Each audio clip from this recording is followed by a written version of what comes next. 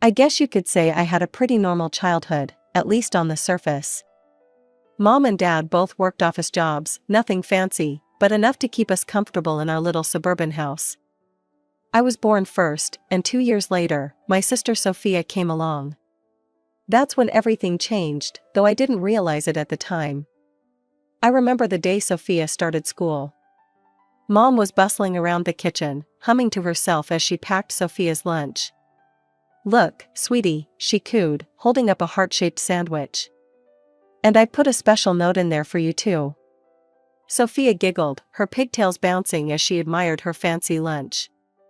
I glanced down at my own lunchbox, filled with yesterday's leftovers, and felt a twinge in my stomach.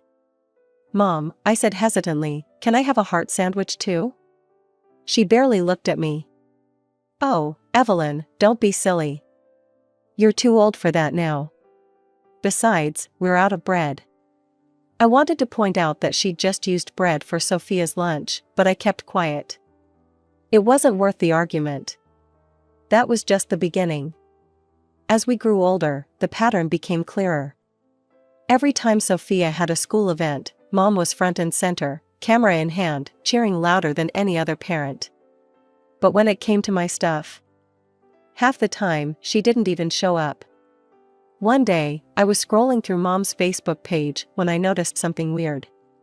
It was like a shrine to Sophia, photos of her at dance recitals, holding up spelling bee trophies, posing in new outfits. I had to scroll for ages before I found a picture of myself, and even then, I was half cropped out, blurry in the background. "Mom," I called out, my voice shaking a little.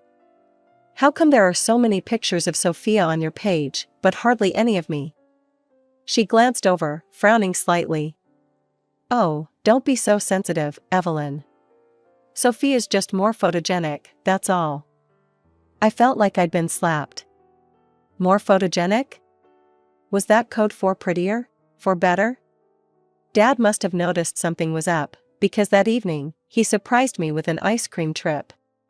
"Just you and me, kiddo," he said, ruffling my hair. "What flavor do you want?" For a while, these little outings with Dad were my lifeline. He'd bring me small gifts, or take me for drives, just the two of us. As the years rolled by, Dad's attempts to even things out became fewer and farther between. I'd catch him sometimes, watching Mom fuss over Sophia with this defeated look in his eyes. It was like he'd given up, you know? After that, things got even worse. Mom's favoritism went into overdrive, and Dad, well, he just checked out. I remember the day Sophia announced she wanted to learn piano. Mom's eyes lit up like it was Christmas. "Oh, darling, that's wonderful," she gushed. "We'll get you the best tutor in town." Next thing I knew, there was a shiny grand piano in our living room, and Sophia was having lessons twice a week. A few days later, I worked up the courage to ask for some new art supplies. My old ones were practically falling apart. "Art supplies?" Mom scoffed, rolling her eyes. "Evelyn, do you have any idea how expensive Sophia's piano lessons are? We can't afford to indulge every little whim." I felt my cheeks burning. "It's not a whim, Mom. I've been into art for years." "Well, maybe you should find a cheaper hobby," she snapped. I retreated to my room, fighting back tears. It wasn't fair. Nothing about this was fair. The differences extended to everything, even our clothes. Sophia's closet looked like a boutique, all designer labels and trendy pieces. Meanwhile, I was stuck with hand-me-downs and whatever I could find on clearance. One day, as I was rifling through a bin of marked-down shirts, Sophia appeared at my side. "Hey, Ev," she said softly. "I got some birthday money from Grandma. Want to split it and get you something nice?" I looked at her, surprised. "You don't have to do that, soft." She shrugged. "I want to. Besides, that green sweater you've been eyeing would look way better on you than me." That was Sophia for you. Despite everything, she was genuinely kind. It wasn't her fault Mom played favorites, and I couldn't bring myself to resent her for it. In fact, as we got older, Sophia and I grew closer. We'd stay up late, whispering about Mom's weird behavior. I don't get it, Sophia confessed one night. Why does she treat us so differently? I shook my head. I wish I knew, Sophia. I really wish I knew. There were times when Sophia would stand up for me, too. Like when Mom criticized my grades, conveniently forgetting that I was taking advanced classes. Mom, lay off, Sophia snapped. Evelyn's working her butt off. You should be proud. Mom looked shocked, then muttered something about Sophia being too soft-hearted. It was moments like these that kept me going. Knowing that at least my sister saw me, really saw me, made the rest of it a little more bearable. Another bright spot in all this mess was my grandparents, Eleanor and George. Every visit to their cozy little house felt like stepping into a different world, one where I actually mattered. Their walls told a different story than Mom's Facebook page. Photos of Sophia and me hung side by side, our gap-toothed grins immortalized in matching frames. One afternoon, as I helped Grandma in the kitchen, I couldn't help but ask, "How come you have so many pictures of me, Grandma?" "Mom barely has any." Grandma's hand stilled on the dough she was kneading. "Oh, sweetie," she sighed. "Your mother, well, she's always been a bit particular. But don't you ever think that means you're any less special?" Meanwhile, Grandpa George's workshop became my sanctuary. The smell of sawdust and varnish, the quiet whir of his lathe, it all felt more like home than my actual house did. Hours would fly by as he taught me to sand, to measure, to create something beautiful out of raw wood. As high school graduation approached, I dared to hope things might change. Maybe Mom would finally see me, be proud of me. But instead, she and Dad dropped a bombshell that left me reeling. "Girls," Dad said, his voice heavy, "your mother and I, we can't afford to pay for both of you to go to college." The room spun. I felt like I couldn't breathe. What do you mean?" Mom wouldn't meet my eyes. "It's just not in our budget, Evelyn. You'll have to figure something out." I stumbled out of the house, barely aware of where I was going until I found myself on my grandparents' doorstep, sobbing. "Oh, honey," Grandma said, pulling me close. "What happened?" Through hiccuping breaths, I told them everything. When I finished, Grandpa and Grandma exchanged a look I couldn't quite read. "Evelyn," Grandpa said slowly, "how would you feel if we paid for your first 2 years of college?" I blinked, sure I'd heard wrong. You'd do that?" Grandma squeezed my hand. "Of course we would, sweetheart. We believe in you." For the first time in what felt like forever, a spark of hope flickered in my chest. Maybe, just maybe, I could make this work. With my grandparents' help, I managed to enroll in a public college a few hours away from home. Packing up my beat-up Honda Civic, I felt a mix of excitement and terror. This was my chance to start fresh, to be more than just the less favored daughter. As I drove away, watching my childhood home disappear in the rearview mirror, I made a promise to myself, I was going to make this work, no matter what. Those first 2 years flew by in a blur of classes, new friends, and the intoxicating feeling of freedom. But as my grandparents' funding neared its end, reality came crashing back. I picked up every job I could find. Mornings, I'd sling lattes at the campus coffee shop, my hands perpetually smelling of espresso. Afternoons were split between shelving books at the library and tutoring freshmen who looked at calculus like it was written in alien hieroglyphics. "Evelyn, when's the last time you slept?" my roommate, Jen, asked one night as I stumbled in at 2 a.m. I shrugged, cracking open an energy drink. "Sleep's for the weak. I've got a paper due."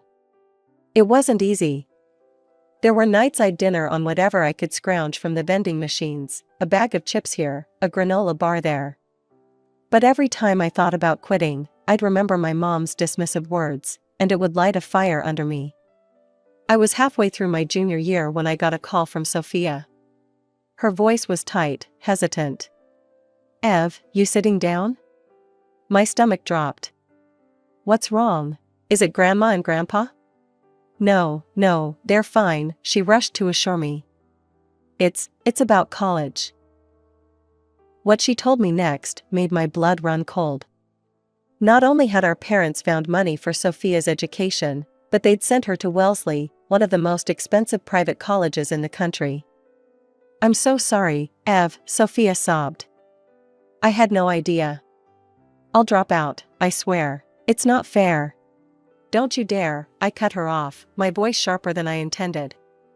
"This isn't your fault, Sophia. You deserve a good education." "But so do you," she protested. I closed my eyes, taking a deep breath. "Yeah, well, looks like I'm getting one the hard way. Promise me you'll stay in school, okay?" After we hung up, I sat on my bed, staring at nothing. All those years of favoritism, and I'd still somehow believed there was a limit. That when it came to something as important as our futures, our parents would treat us equally. Stupid, naive Evelyn. I don't know how long I sat there, but eventually, I got up, washed my face, and headed to my shift at the coffee shop.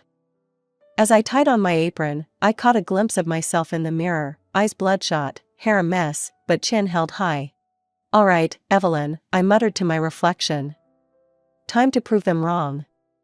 The morning after Sophia's call, I dragged myself out of bed, feeling like I'd been hit by a truck. As I mindlessly scrolled through my phone, my mom's latest Facebook post stopped me cold. "So proud of my talented youngest. Off to the best college because she actually applied herself, unlike some. Proud mom, gifted child." My hand shook so bad I nearly dropped my phone. I read it again, and again, each word cutting deeper than the last. The implication was crystal clear: Sophia deserved the best, because she was talented. And me? I was just, what? A disappointment? Before I knew what I was doing, I was dialing Mom's number, my breath coming in short, angry gasps. "Hello?" Her voice was annoyingly chirper. "What the hell, Mom?" I spat out. "Your Facebook post? Really?" There was a pause, then a sigh. "Oh, Evelyn, don't tell me you're jealous of your sister's success." "Jealous?" I nearly screamed. "You lied to me. You said you couldn't afford college for both of us." "Well," she said, her tone dripping with condescension, "talent needs to be nurtured, while mediocrity will cope on its own." The words hit me like a slap. "Mediocrity? Is that what you think of me?" "Now, don't be dramatic," she huffed. "If you'd shown any real promise." I cut her off, years of pent-up hurt and anger pouring out. "Real promise? I busted my ass in school. I'm working 3 jobs to stay in college. How is that not showing promise?" "Oh please," she scoffed. "Working as a barista isn't exactly setting the world on fire, is it?" We went back and forth, voices rising, until I was shouting and she was coldly dismissive. Finally, I hung up, my whole body shaking. An hour later, my phone rang. It was Dad. "Evelyn," he said, his voice stern. "What's this I hear about you yelling at your mother?" I felt a flicker of hope. Surely Dad would see reason. "Dad, did you see Mom's post? Did she tell you what she said to me?" But my hope was quickly crushed. "Your mother is very upset. She's not feeling well because of your call. How could you be so ungrateful? Always causing problems." "Ungrateful?" I cut in, disbelief coloring my voice. "Dad, you lied to us. You said you couldn't afford college for both of us, but you're sending Sophia to Wellesley." There was a pause, and for a moment, I thought maybe, just maybe, he was seeing my side.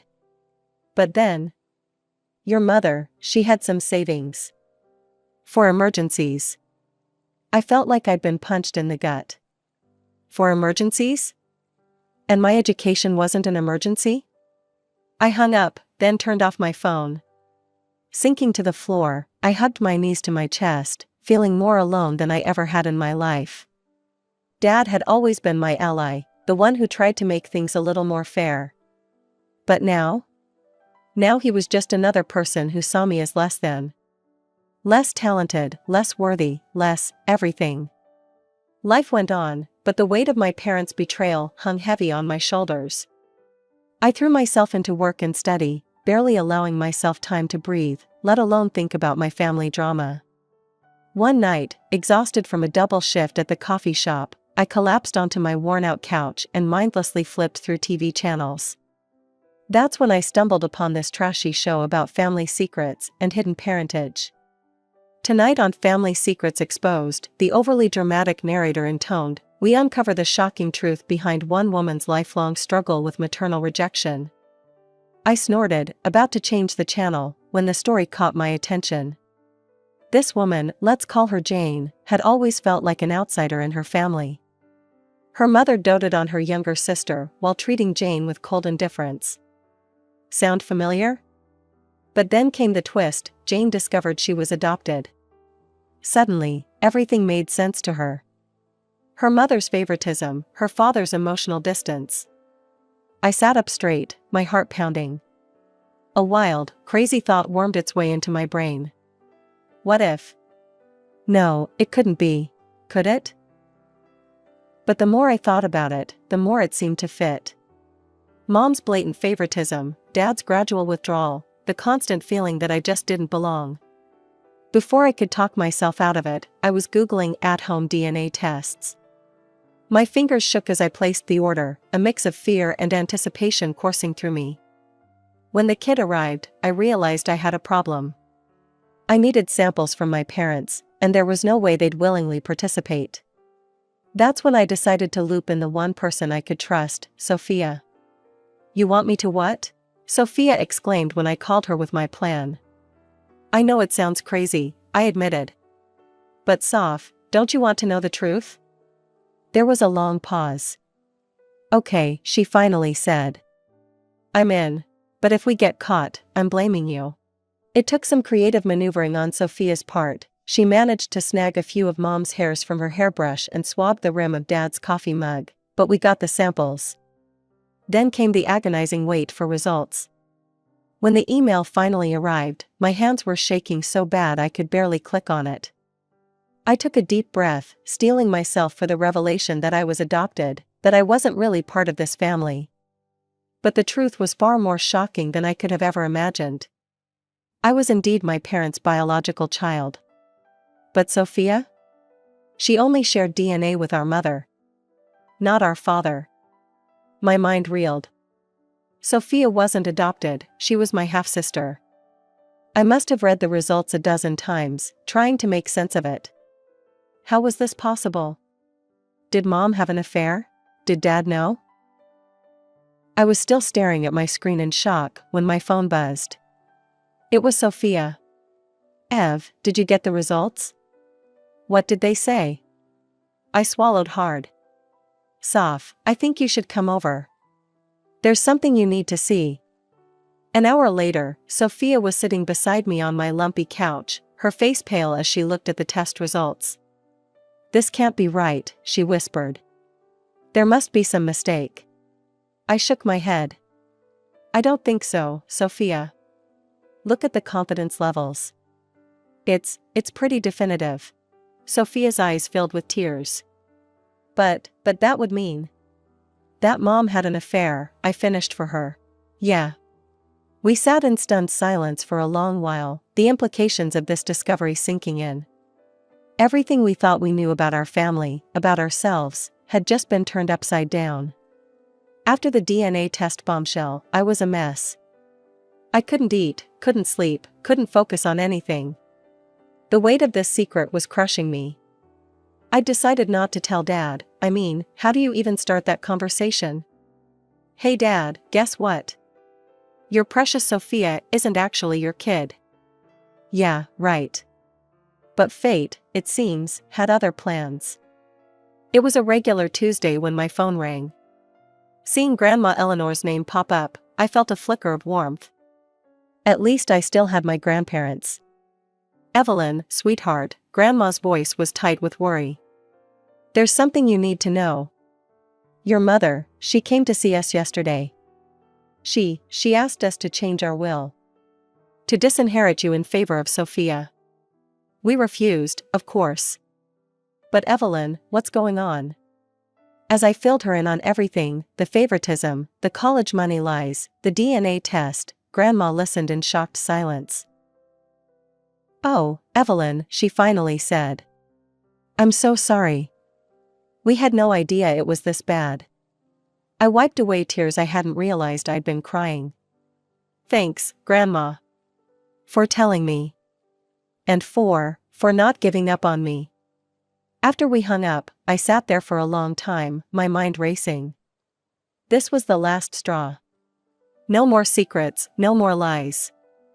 It was time for the truth to come out. As Christmas approached, I steeled myself for what I knew I had to do. When Sophia called to awkwardly explain that Mom and Dad were just having a small family dinner this year, I knew it was now or never. I drove home unannounced, my heart pounding as I pulled into the driveway. Through the window, I could see them all gathered around the dinner table: Mom, Dad, Sophia, even Dad's best friend Tom. The perfect little family, huh? I burst through the door, the cheerful Christmas music providing a surreal backdrop to the drama about to unfold. Mom's face darkened as soon as she saw me. "Evelyn, what are you doing here? Your behavior lately has been absolutely unacceptable. The way you spoke to me on the phone, the trouble you've been causing." "Trouble?" I laughed, a harsh, bitter sound. "Oh, that's rich coming from you. Tell me, Mom, how long have you been lying to all of us?" The room fell silent. Dad looked confused, Sophia pale and scared. Tom shifted uncomfortably in his seat. "What are you talking about?" Dad asked. I took a deep breath. "I had a DNA test done." "Dad, I'm so sorry, but Sophia isn't your daughter." The room erupted. Dad jumped to his feet, his face a mask of shock and rage. Sophia burst into tears. "And Mom?" Mom just crumpled, sinking into her chair with a wail. "Sarah," Dad's voice was barely a whisper. "Is this true?" Through her tears, Mom nodded. "I'm sorry, Michael. I'm so sorry. It just happened. Tom and we've been in love for years. I never meant for it to go this far, but when I got pregnant with Sophia." Tom stood up, his face ashen. "Michael, I can explain." Dad's fist connected with Tom's jaw before he could finish, sending him sprawling. As chaos reigned, I caught Sophia's eye across the room. She looked lost, broken. I wanted to go to her, to tell her this didn't change anything between us, but before I could move, Mom's voice cut through the noise. "I've always loved Tom," she sobbed.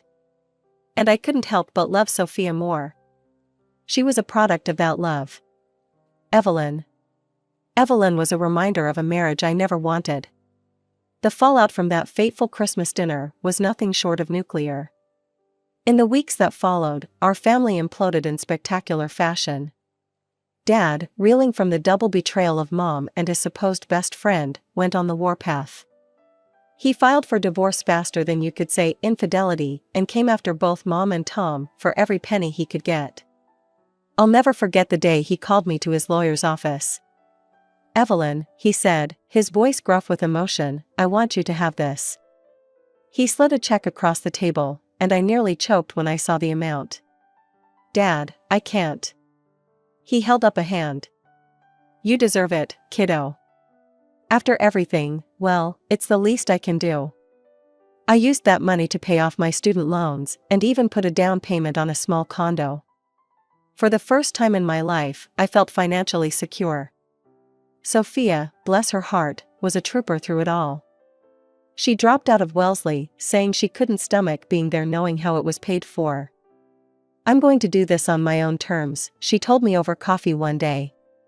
"No more lies, no more handouts." I watched with pride as she got a job waiting tables and enrolled in community college. She was determined to forge her own path, and I admired her all the more for it. As for Mom, well, that's a wound that's still raw. Dad, the grandparents, and I cut ties completely. It wasn't easy, but after years of manipulation and lies, it felt necessary for our own mental health. Sophia still talks to her occasionally. "She's still our mom," she said to me once, her voice small. "Even if she's a pretty crappy one." I nodded, understanding, but not quite agreeing. For me, the mother I thought I knew had died the day the truth came out. Months passed, and slowly, we all began to find our footing in this new reality. Dad started dating again, tentatively. He and I grew closer than ever, bonding over our shared hurt and healing. Sophia and I? We became inseparable. All those years of Mom's favoritism driving a wedge between us melted away. We were sisters, through and through, regardless of DNA.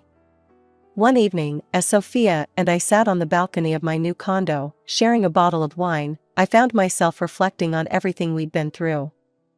You know, I said, swirling the wine in my glass, a part of me almost wants to thank Mom. If she hadn't been so awful, we might never have uncovered the truth. And as painful as it's been, I don't know. I feel like I know who I am now, you know? Sophia nodded slowly. Yeah, I get that. It's like, the fog has lifted. So, what's next for Evelyn 2.0? I laughed. God, I don't know. Finish my degree, I guess. Maybe travel a bit. The world's wide open. And it was. For the first time in my life, I felt truly free.